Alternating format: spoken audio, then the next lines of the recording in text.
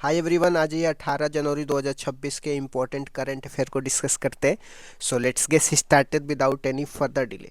प्रश्न संख्या 1 से स्टार्ट करते हैं। आईपीओ की संख्या के मामले में विश्व में भारत का कौन सा स्थान है? तो भारत का पहला और शीर्ष स्थान है। आईपीओ को इनिशियल पब्लिक ऑफर बोला जाता है। जब कोई कंपनी पहली बार अपना शेयर जनता को जारी करती है तो उसको आईपीओ। सेबी के वर्तमान चेयरमैन कौन है? तुहिन कांता पांडे हैं। इससे पूर्व में माधवी पुरी वुच थी जो पहली महिला चेयरपर्सन थी। बीएसई की बात करते हैं तो इसको बॉम्बे स्टॉक एक्सचेंज बोलते हैं। एशिया का सबसे पुराना स्टॉक एक्सचेंज है। इसकी स्थापना 1875 में हुआ था और इसके सूचकांक का नाम सेंसेक्स है, ये भी आपको ध्यान में रखना है। एनएससी का फुल फॉर्म क्या है? नेशनल स्टॉक एक्सचेंज है। इसकी स्थापना 1992 में हुई थी और इसका सूचकांक निफ्टी है, ये भी आपको ध्यान में रखना। नेक्स्ट क्वेश्चन में आ जाते हैं। वेनेजुएला की किस नेता ने अपना नोबेल शांति पदक अमेरिका के राष्ट्रपति को साझा किया है? तो मारिया कोरिना मचाडो ने अपना नोबेल शांति पदक अमेरिका के राष्ट्रपति के साथ साझा किया है। उन्होंने अपना 18 कैरेट सोने का पदक डोनाल्ड ट्रंप को भेंट दिया है और उद्देश्य क्या है? वेनेजुएला में लोकतंत्र और राजनीतिक स्थिरता को बढ़ावा देना। 18 कैरेट सोना की बात करते हैं तो इसमें 75% शुद्ध सोना होता है और 25% अशुद्ध सोना होता है। नेक्स्ट क्वेश्चन में आ जाते हैं। भारत के 92वें शतरंज ग्रैंड मास्टर कौन बने हैं? आर्यन वर्षनेय बने हैं, ये दिल्ली के। 91 नंबर पे कौन थे? राहुल थे। और 90 नंबर पे कौन थे? इलमपरी थे। 88वें नंबर की महिला ग्रैंड मास्टर कौन थी? दिव्या देशमुख थी, ये भी आपको ध्यान में रखना। भारत के पहले ग्रैंड मास्टर कौन थे? विश्वनाथ आनंद थे। विश्व जूनियर शतरंज चैंपियनशिप 2025 प्रणव वेंकटेश ने जीता है, ये भी आपको ध्यान में रखना है। अगले प्रश्न पे आ जाते हैं। आईएमडी ने 2026 में कौन सा स्थापना दिवस मनाया है? तो 151वां स्थापना दिवस मनाया है 15 जनवरी 2026 को। इसकी स्थापना 1875 में हुई थी और आईएमडी का मुख्यालय नई दिल्ली में और वर्तमान में इसके प्रमुख मृत्युंजय महापात्र हैं।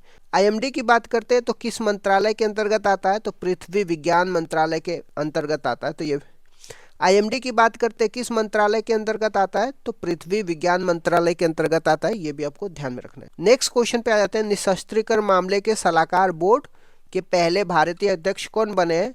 तो डॉक्टर वी वेंकटेश वर्मा बने।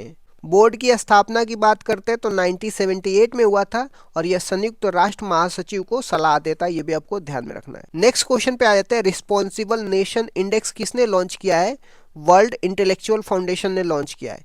भारत एक ऐसा सूचकांक जारी करने वाला दुनिया का पहला देश है। इसको लॉन्च किसने किया है? पूर्व राष्ट्रपति रामनाथ कोविंद ने लॉन्च किया है।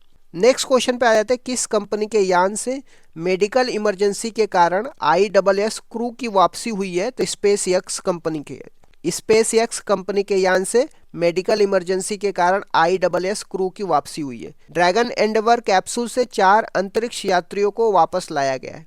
अन्य इंपॉर्टेंट न्यूज की बात करते हैं। सिप्तुक गुस्टर महोत्सव कहाँ पे मनाया जाता है? लद्दाख में मनाया जाता है। यमन के नए प्रधानमंत्री कौन बने? शाया मोहसिन जिन्नानी बने। भारत का पहला सोवरेन AI पार्क कहाँ पे है? चेन्नई तमिलनाडु में है।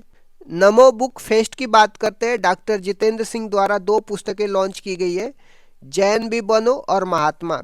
गोल्डन पीकॉक अवार्ड की बात कर film skin of the youth को गोल्डन पीकॉक अवार्ड मिला है 56वें IFFI में, ये भी आपको ध्यान में रखना है। कुछ महत्वपूर्ण सूचकांक की बात करते हैं जिसमें भारत की रैंक क्या है? तो एशिया पावर इंडेक्स में भारत की रैंक 3rd है। ग्लोबल हंगर इंडेक्स में भारत की रैंक 102 है। ग्लोबल पीस इंडेक्स में भारत की रैंक 115 है। हैप्पीनेस इंडेक्स में भारत की रैंक 118 है। हिनले पासपोर्ट इंडेक्स में भारत की रैंक 80 है। प्रेस फ्रीडम इंडेक्स में भारत की रैंक 151 है। तो इस तरीके से कुछ इंपॉर्टेंट इंडेक्स को आपको ध्यान में रखना है। नेक्स्ट क्वेश्चन पे आ जाते हैं। स्टार्टअप इंडिया मिशन कब शुरू हुआ था और वर्तमान में इसकी स्थिति क्या है? तो इसकी शुरुआत 16 जनवरी 2016 को हुआ था और 2026 में 10 वर्ष पूरे हुए हैं। भारत दुनिया का तीसरा सबसे बड़ा स्टार्टअप इकोसिस्टम है। यहाँ पे 2 लाख से अधिक पंजीकृत स्टार्टअप हैं, ये भी आपको ध्यान में रखना है। 2025 में 44,000 नए स्टार्टअप रिकॉर्ड बनाए हैं। नए स्टार्टअप के क्रियान्वयन की बात करते हैं तो DPIIT वाणिज्य एवं उद्योग मंत्रालय के द्वारा किया जाता है। लगभग 21 लाख प्रत्यक्ष नौकरियां इससे मिलती हैं। स्टार्टअप में क्या चैलेंजेज होते हैं? सर्विस सेक्टर पर अधिक निर्भरता होती है, मैन्युफैक्चरिंग में कमी होती है और शहरी केंद्रित विकास होता है। तो ये सब कुछ चैलेंजेज हैं नए नए स्टार्टअप्स के। नेक्स्ट क्वेश्चन पे आ जाते हैं, चाबार पोर्ट कहाँ पे है और चिंता का कारण क्यों बना है? तो चाबार पोर्ट ईरान में स्थित है। अमेरिका द्वारा दिया गया वेबर अप्रैल 2026 को समाप्त हो रहा है, इस वजह से चिंता का विषय बना हुआ है। भारत ईरान समझौता 2015 में हुआ था। भारत पाकिस्तान को बाईपास कर मध्य एशिया व रूस तक पहुंच करने के लिए भारत ने ईरान में चाबार पोर्ट बनाया था, जिसकी वजह से अमेरिका ने क्या करी थी, इस पे टैक्स लगा दिया था। INSTC कॉरिडोर से रूस को क्या मिलेगी, कनेक्टिविटी मिलेगी। चाबार पोर्ट ईरान में है। भारत ईरान में चाबार पोर्ट को डेवलप किया है पाकिस्तान को बाईपास करने के लिए। नेक्स्ट क्वेश्चन पे आ जाते हैं, भारत में जजों को हटाने की प्रक्रिया क्या है? तो अनुच्छेद 124 क्लॉज 4 में व जजों की इंक्वायरी एक्ट 1968 के तहत जजों को हटाया जाता है। जजों की हटाने का बेस की बात करते हैं तो मिसबिहेवियर और इनकैपेसिटी के आधार पर जजों को हटाया जाता है, ऐसा आर्टिकल 124 क्लॉज 4 में दिया गया है। भारत में जजों को हटाने के लिए लोकसभा के 100 जज या राज्यसभा के 50 सदस्य का प्रस्ताव ला सकते हैं। 3 संसदीय जांच समिति होती है, विशेष बहुमत आवश्यक होता है। आज तक कोई भी जज हटाया नहीं गया है। नेक्स्ट क्वेश्चन में आ जाते हैं, संविधान में बजट का उल्लेख कैसे है? तो अनुच्छेद 112 में वार्षिक वित्तीय विवरण दिया गया है। रेलवे बजट को बजट से कब अलग किया जाता है? 1924 में अलग किया जाता है, एक वर्थ समिति के सिफारिश पे। इसको विलय कब किया जाता है? 2017 में विवेक देबरॉय समिति के सिफारिश पे। बजट तैयार कौन करता है? आर्थिक कार्य का विभाग करता है। कैपेक्स की बात करते हैं तो संपत्ति निर्माण हेतु इसको खर्च किया जाता है। नेक्स्ट क्वेश्चन पे आ जाते हैं, तिरुकुरल क्या है? तो तिरुकुरल द्वारा रचित तमिल ग्रंथ है। इसमें 1330 दोहे हैं और 3 भाग में दिया गया है, जिसमें अरम, पोरुल और इनबम है। साहित्य संगम का यह हिस्सा है, तो ये भी आपको ध्यान में रखना है। नेक्स्ट क्वेश्चन पे आ जाते हैं, ब्रिक्स प्लस नौसैनिक अभ्यास से रिलेटेड है। नेक्स्ट क्वेश्चन पे आ जाते हैं, ब्रिक्स प्लस नौसैनिक अभ्यास से रिलेटेड है। भारत ने ब्रिक्स प्लस नौसैनिक अभ्यास में भाग क्यों नहीं लिया है? भारत के अनुसार ब्रिक्स कोई सैन्य गठबंधन नहीं है, इस वजह से भारत ने ब्रिक्स प्लस नौसैनिक अभ्यास में भाग नहीं लिया है।